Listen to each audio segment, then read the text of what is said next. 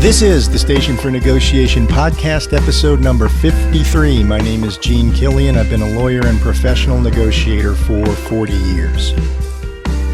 The ordinary human being does not live long enough to draw any substantial benefit from his own experience. And no one, it seems, can benefit by the experiences of others. Being both a father and a teacher, I know we can teach our children nothing. Each must learn its lesson anew. And that is a quote from the great Albert Einstein, a quote from October 1929, just as the stock market was collapsing in the United States and the Great Depression was about to begin. And that quote appears at the beginning of a wonderful new book by Andrew Sorkin called 1929. And it's about the Great Depression. And being an elite negotiator, a truly elite negotiator, requires an understanding of business and an understanding of history. And I think that this book is one of the most important business books that has come out in the past few years. And what Andrew Sorkin, who wrote Too Big to Fail, is warning us about is that we're making the same mistakes again. I think a lot of us understand that something bad happened in 1929, but may not understand the details and the particulars of how bad it was and how it happened.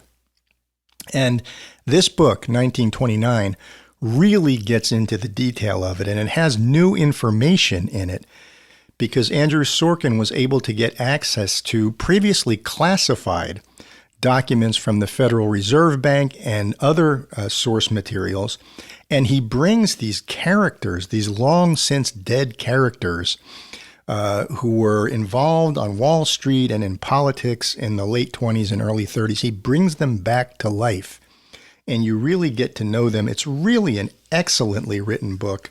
It's entertaining and sobering at the same time. And just so we're on the same page, what was the Great Depression, right? The Great Depression was a global economic collapse that began in 1929 when a stock market crash exposed deep structural weaknesses in the economy. What were those weaknesses? Well, I've heard Sorkin interviewed, and it comes down to FOMO, the fear of missing out, plus reckless borrowing. And back in the 1920s, the financial world was really the Wild West. There was no Securities and Exchange Commission. There were no real bank capital requirements. And people were getting involved in the stock market because they thought it would make them instant millionaires without understanding even what they were investing in. And this led to a disaster, an absolute disaster. And the amazing thing is that these people were all relying on opinions and non-objective information to make their decisions on how to invest their money. And so I will say one lesson you can take from this book as a negotiator is to always be asking yourself, what is the quality of the information I'm dealing with? What is the quality of the information I'm relying on to make my decisions? Is it objective, provable data, or is it opinions? Is it opinions and kind of inferences? Because unless you have objective data and you truly understand it, you are taking a risk. And to give you an idea how crazy this was, there was basically a brokerage house on every corner of every city in America. In fact, if you walked into a hotel, there were stock brokers right there in the hotel lobby that you could go invest in stocks in. And the rule at the time was 10% down. So here's the problem. You walked in and you wanted to buy, let's say, a stock in RCA, Radio Corporation of America, which was the NVIDIA of its time in terms of technology. You only had to put 10% down and could borrow the other 90% from the brokerage and have to pay it back later. And there was no underwriting requirement. You just walked in, signed your name on the dotted line, and poof, put down 10% and you own a share or shares in whatever corporation you wanted to invest in. The problem is, because of this excessive debt, and listen, all stock market crashes and economic problems are caused by excessive debt. They're caused by excessive debt. And I have to tell you a side story. My maternal grandparents, my grandfather came from Calabria, Italy in 1920. He was a blue-collar worker. And my grandmother was Italian-American. She was first-generation American. They got married and lived in Newark, New Jersey for a long time. They never had a credit card in their life because they grew up during the Depression. They basically came of age during the Depression, got married in 1933. They were terribly afraid of debt because of this whole situation. And debt is always what underpins economic collapse in your personal life, in the business world, and in government. You got to be very careful about it. And so what happens is everybody in the country has, right down to the shoe shine boys on the street corner. And in fact, Joe Kennedy, John F. Kennedy's father, Robert F. Kennedy's father, said he knew it was time for him to get out of the stock market when he heard shoe shine boys exchanging stock tips. So people were all borrowing money to get into this stock market because that's where you become a millionaire. And in fact, from the beginning of 1928 until the stock market completely collapsed in 1929, in October of 1929, the stock market increased its value by 90%. Stock prices up 90%. But of course, you had people who were trading on inside information, which was unregulated. You had people involved in pump and dump schemes, all sorts of shenanigans to inflate the price of stock and take advantage of the rubes who would buy the stock. Just absolute craziness. And when it all came crashing down, like a giant, insane game of Jenga, somebody pulled out a block, the stock prices became depressed. People panicked. Nobody had money to pay back their loans, and the entire house of cards completely collapsed. 9,000 banks failed. Think about that for a minute. 9,000 banks failed. The unemployment rate was 25% at the height of the Great Depression. 1 in every 4 people. It was just a miserable, miserable time. And a lot of it was caused by trading on, by investing money, borrowing money to invest in products that nobody truly understood, and that there was insider information being used by the powers that be to enrich themselves. And so a lot of warnings here for us today. There's a funny story in the book involving the famous comedian Groucho Marx. And I want to tell you this, read this story to you from 1929. There are so many great stories in this book. This is just one small story that was pretty funny and kind of encapsulated the whole thing. And in 1929, Groucho Marx, was a well-known comedian by that point, pretty famous. He had, I think 1929 or 1930 is when the Marx Brothers came out with Coconuts, which was one of their big early movies. And here's what the book says. In the fall of 1929, with the market's seemingly unstoppable rise, Marx was regularly spending hours reading the ticker tape at his local brokerage, the Newman Brothers and Worms branch in Great Neck, Long Island. He had, according to his son, no gambling instincts, and never, even in the most prosperous times, did he stop looking for ways of keeping expenses down around the house. Look at this, will you? RCA is up to $535 a share. Have you ever seen anything like it? Groucho's broker, Mr. Green, said to him. Groucho hadn't. One thing I don't understand, Mr. Green. I own RCA too, but how can it be selling for $535 a share and never declare a dividend? As if speaking to a child, the broker explained, Mr. Marx, it's different for the average man not schooled in high finance to comprehend what is going on today. But I can tell you this, Wall Street is no longer localized. We're now in a worldwide market. It's going to keep going up and up and up. Is that clear? Groucho was skeptical. Look, Mr. Marx, this thing is bigger than both of us. Don't fight it. Just be assured you're going to wind up a very wealthy man, and I know what I'm talking about. I'm in the market myself. I'm a family man, and I wouldn't take the risk if I didn't know the market was sound.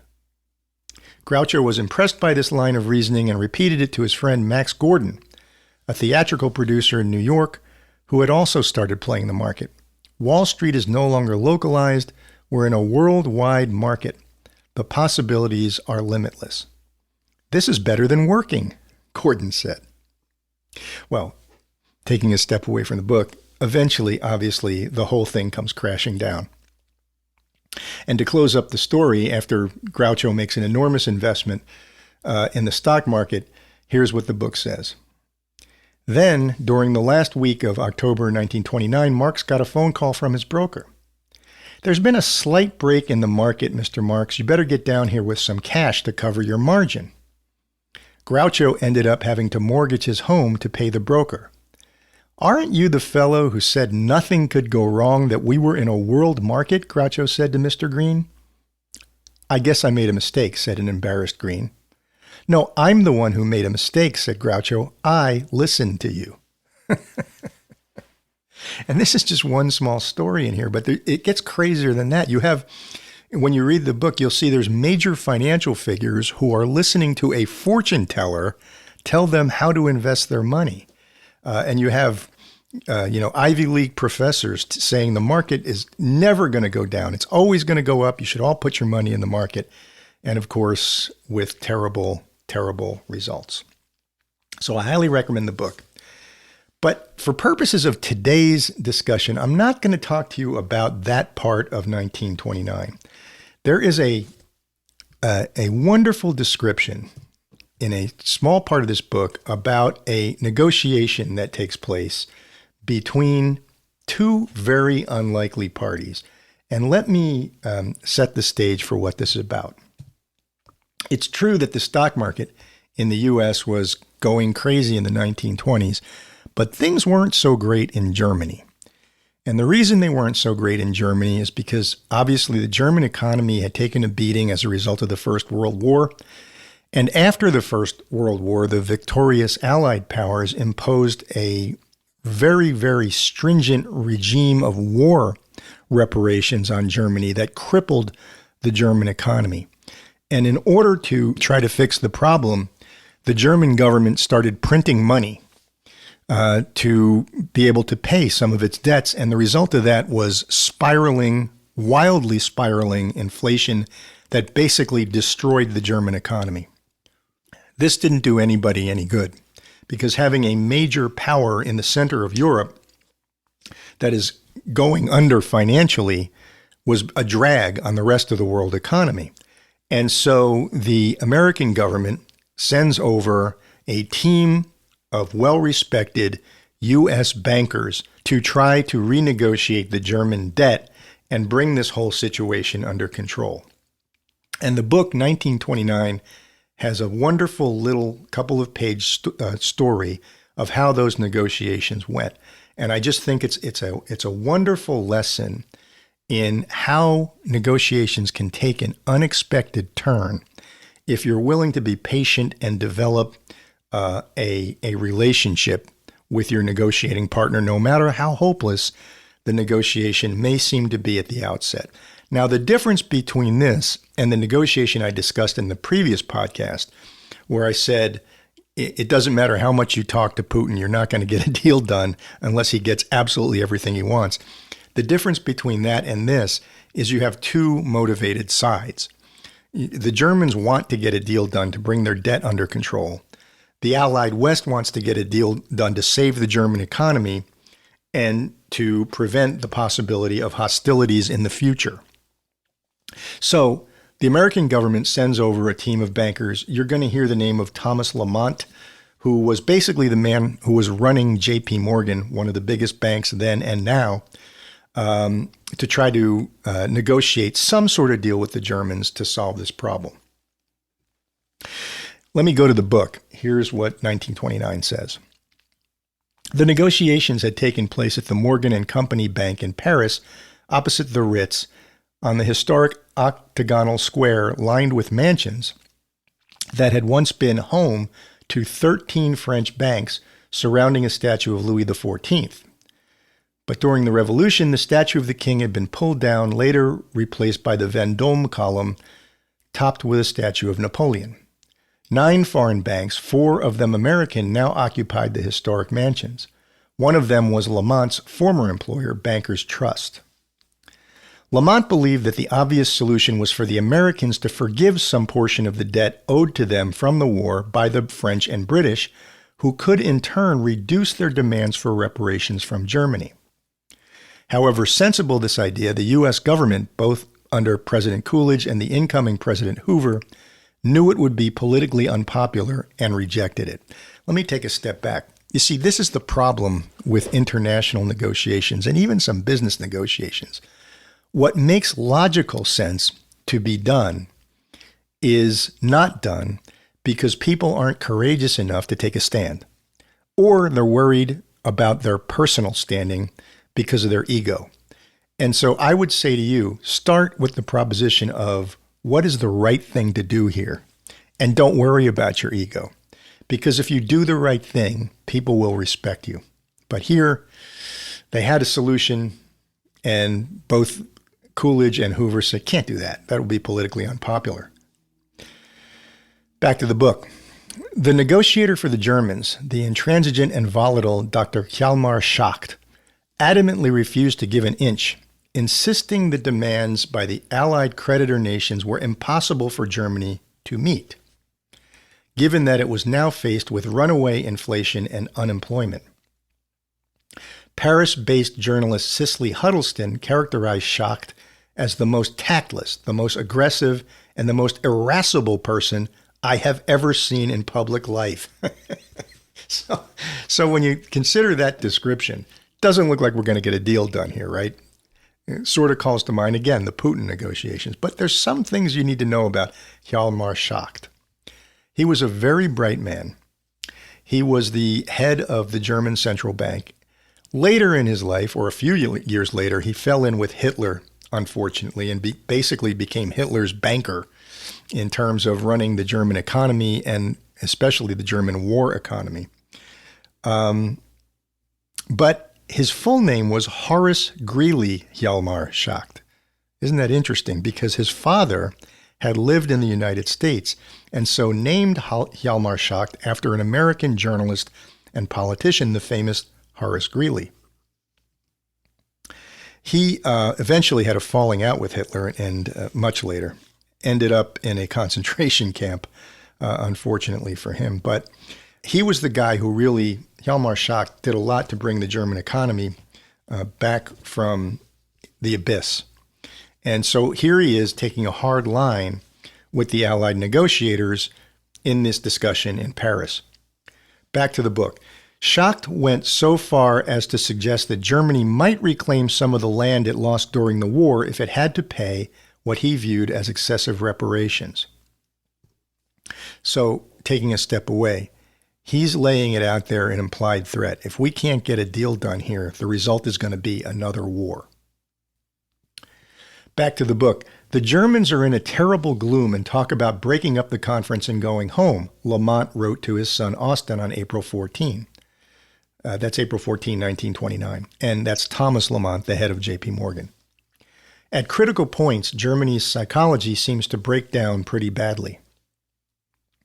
Exasperated with Schacht's obstinacy, Lamont was ready to give up, as was the ailing Owen Young. Owen Young was another of the American businessmen who was sent to negotiate.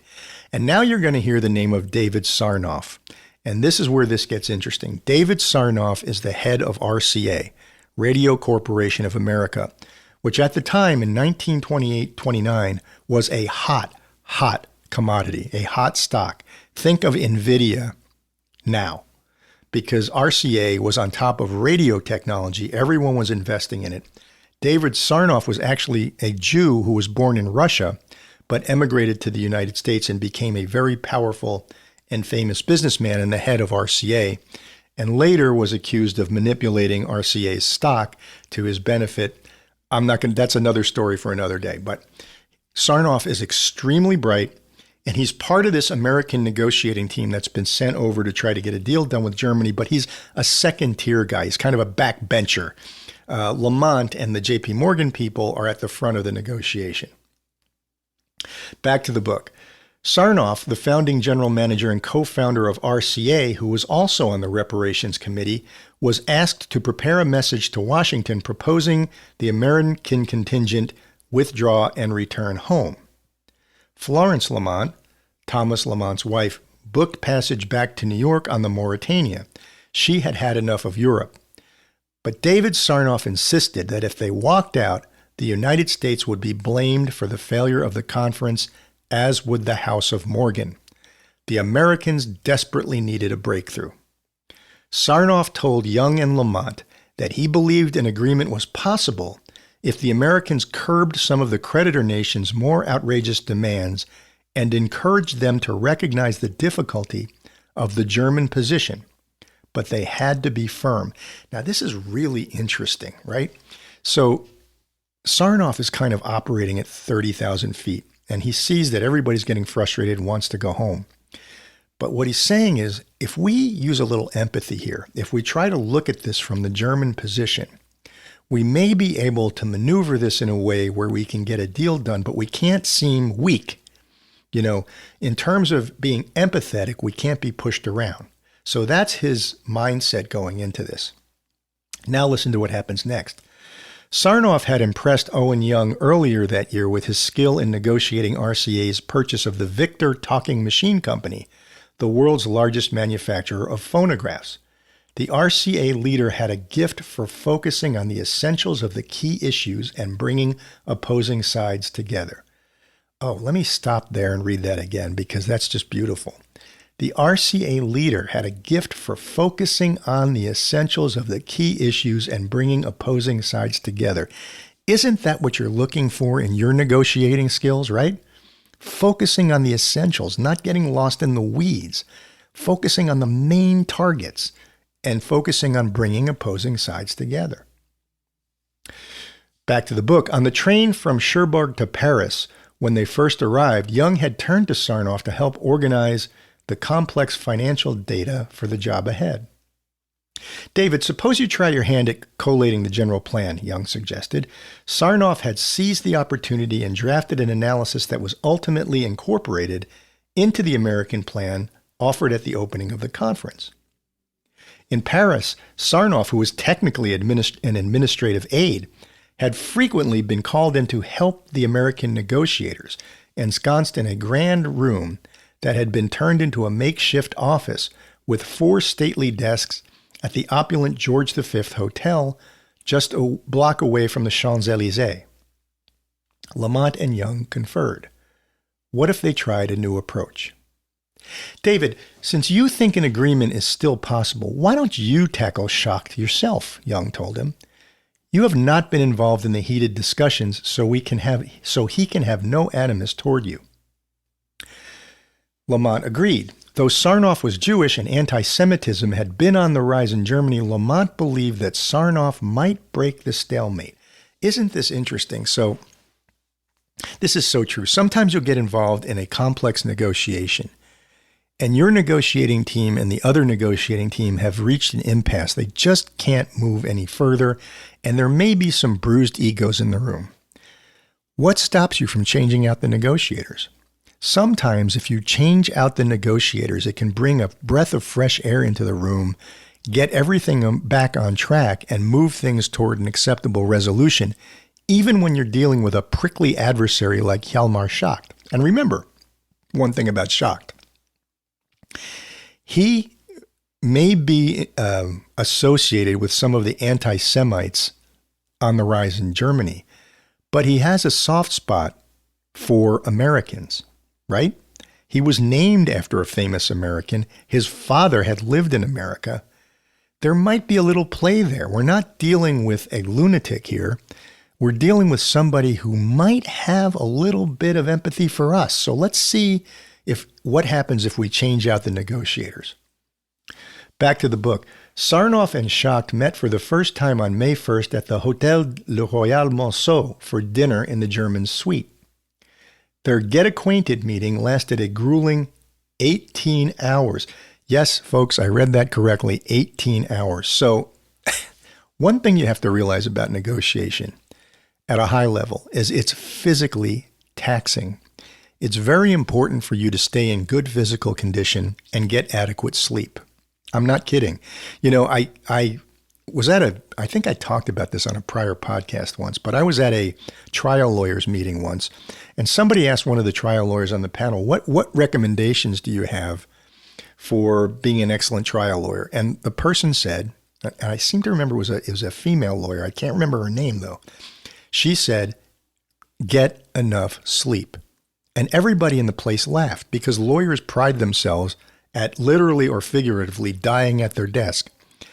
But if you're doing all-nighters and you're getting an hour or two of sleep heading into a serious negotiation, you're not doing yourself or your client any favors. To be an effective negotiator, it's better to get a couple of hours of extra sleep than it is to spend a couple of hours going over documents you've already gone over before. So you better be ready if you're at a high-level negotiation for an 18-hour marathon, and the only way you can be ready for that is if you've taken care of yourself physically. Okay, so back to the book after this 18-hour meeting. Exhilarated, Sarnoff reported back to the astonished American team that they had outlined a possible settlement, though exact numbers had yet to be put on paper. On the spot, Sarnoff was promoted to lead American negotiator, and a fifth desk was moved into the U.S. headquarters room. Lamont wrote in a note to him, if anyone can do this job, you can. Over the next few weeks, Sarnoff and Schacht worked on the details of the agreement. One evening, Schacht arrived at their dinner, red-faced and furious. Now, here's where this is going to get good, because you're going to be treading on, I should say, possibly dangerous ground now in this discussion. Let's take a look at the turn that this discussion takes. Back to the book. The humiliated German banker related that he had been invited to dinner by a French family, good friends before the war. But this morning, the lady called on me in great embarrassment, Schacht said. The governor of the Bank of France somehow heard that I was to visit them. He phoned her husband to say that he objected strenuously to my being entertained in a French home and insisted that the invitation be withdrawn. She explained to me in great distress that they had no alternative but to comply. Schacht was shaking with emotion. Mr. Sarnoff, how prejudiced can people be? Here I am, 10 years after the war, representing the German government, which is expected to shoulder billions in reparations to be paid by unborn generations of Germans, and yet I am not permitted to dine privately with old friends in a French home? Now, if you get to a point in a negotiation where your negotiating partner is sharing personal stories with you, you've done a good job, because it means they trust you. It means they're sharing things that make them vulnerable with you. That's why I talk often about the need to build rapport in a sincere way and to take your time. So we've gotten to the point where this German finance minister is sharing these painful personal details with David Sarnoff, who's Jewish. Now, at this time in the 20s, Schacht was not a Nazi. He was not associated with the Nazis. Later on, with the German economy going sideways and the obvious need in Schacht's mind for massive public works spending, he became aligned with Hitler, as I said earlier. But you still have this specter of a minister from a country that is having a serious anti-Semitism movement going on, having this conversation with a Jewish friend. It's really remarkable. And it shows what happens if you take your time to develop a relationship with your negotiating partner. Back to the book. After a drink and the first course of the meal, Schacht was visibly less distressed. Dr. Schacht, don't take this exceptional incident so seriously, Sarnoff told him. I can offer some comfort in this matter. After all, you're an amateur in the area of prejudice, but I have had 2,000 years of experience with it. Besides, your people are not free from such feelings either. Now, at this point, Sarnoff is really taking a chance because, listen, my grandmother told me, don't talk politics or religion in polite company. Anytime you have a conversation like this where you start discussing potentially controversial topics, you are potentially increasing the risk that you're going to blow up the negotiation, that someone is going to get so offended that the negotiation is going to blow up. And Sarnoff takes a chance here. But he feels that he's developed enough of a relationship with Schacht that he can have a frank conversation with him. And I actually think that this sends a message to the other side that you trust them enough to share your personal views with them. So through patience and developing rapport, Sarnoff has gotten to the point in this discussion where he can have a conversation, a potentially controversial conversation with the German finance minister. So let's see how this comes out. Back to the book. Schacht bristled. There was no racial prejudice in Germany, he insisted. The conversation had become a minefield, threatening to undo their hard-won progress. But Sarnoff didn't back down. Germany is the cradle of anti-Semitism, he said, citing the burgeoning Nazi movement. As they argued, Schacht suddenly stopped and stared at Sarnoff. Now, the next thing that's going to happen here is astonishing. I'm telling you, it's astonishing. And it's such a great story. And you know what? This is why you should buy this book, because this is just one small, great story out of literally hundreds in this book. It's so well written. But here we have the Jewish businessman, American businessman, telling the German finance minister, your country's got a lot of anti-Semitism problems. The German finance minister, with whom he's developed a relationship, starts pushing back. And here's what the German finance minister says to Sarnoff. Do you speak Hebrew? He asked. No, Sarnoff replied, but I understand it because I studied the sacred books in my boyhood. Well, I'm not a Jew, Schacht said, but I do speak it. In excellent Hebrew, he began to recite the opening verses of Genesis. Astonished, Sarnoff learned that Schacht had earned his doctorate not in economics, as most people thought, but with a thesis on the Hebrew language. Their mutual respect deepened, and they continued negotiations. In late May, as Sarnoff was about to leave for a final session to conclude the agreement with Schacht, Lamont and the skeptical Jack Morgan is another Morgan guy, in fact, the son of J.P. Morgan, wished him luck. David, Morgan said with great reverence in a telegram, if you actually bring back a signed agreement, you can have anything you ask for that is within my gift. Let me take a sidestep here. I've heard an interview with Sorkin on this book. And by the way, this book took him 8 years to write. Can you imagine? And one of the things he pointed out about Jack Morgan, who was J.P. Morgan's son, was that Jack Morgan was not the brightest bulb. Okay, he was not a brilliant man. But here's the thing about him. He knew he wasn't brilliant, and he therefore knew he had to bring in brilliant people to surround himself with. And that's the way he looked at Sarnoff at this moment. And what he's thinking is, I personally am not smart enough to get a deal done here. But this guy Sarnoff is, and I'm going to give him every encouragement I can because we got to get this deal done. Back to the book. The next morning, a weary Sarnoff, who had arrived back at the hotel long after midnight, tossed an envelope on a desk in the American headquarters room. Well, here it is, Sarnoff said with a big smile. The astonished men applauded, shook his hand, and slapped him on the back, and expressed their amazement at what he had accomplished. Morgan slipped out of the room to grab a black Homburg hat and returned with it on his head. I doff my hat to you, Morgan said, sweeping the Homburg and bowing low in tribute. And I propose to stick to my promise. Ask for anything you want, and it will be yours. Everyone held their breath. Sarnoff could have demanded anything, from a partnership at Morgan to $1 million. I know exactly what I want, Sarnoff immediately said. Ever since we met on board ship on the way over here, I've admired your white meerschaum pipe. If possible, I'd like you to give me one like it. The pipe, made at great expense by an elderly craftsman in London was delivered within days before Morgan left to shoot grouse in Scotland.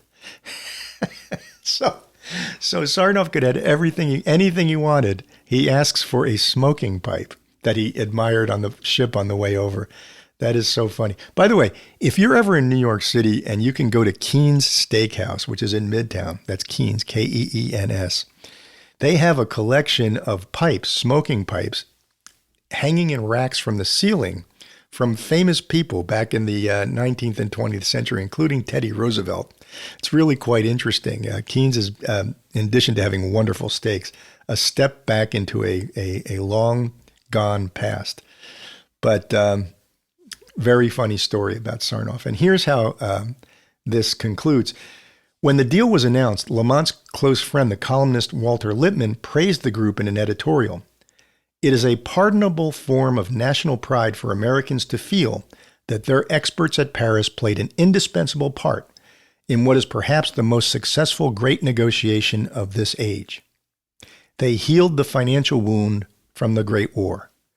No Americans who have returned to it from foreign service in the last 10 years have had so great a triumph.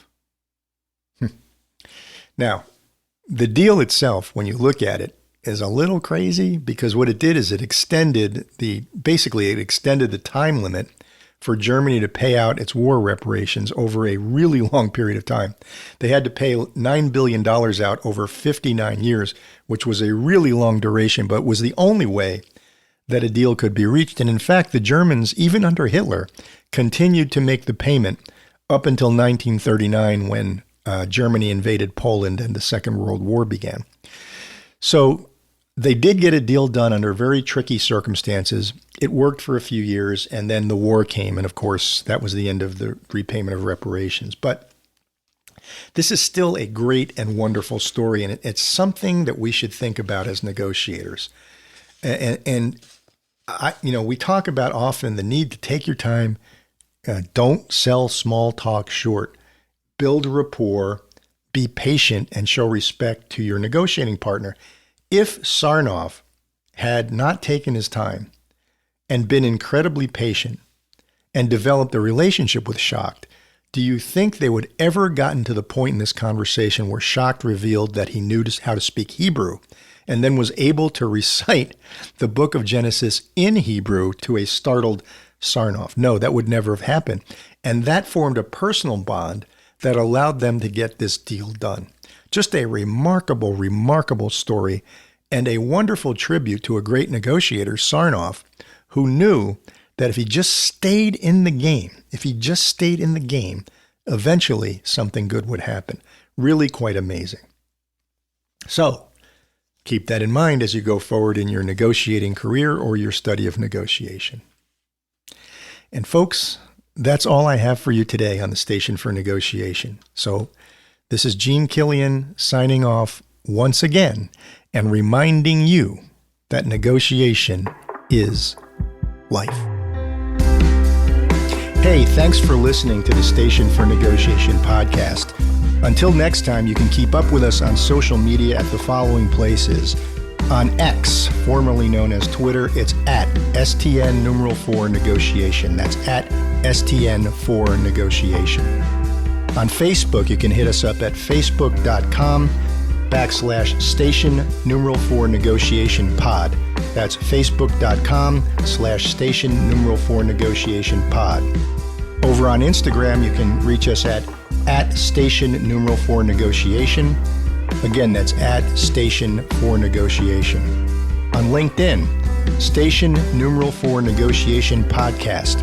Again, that's station4negotiation podcast.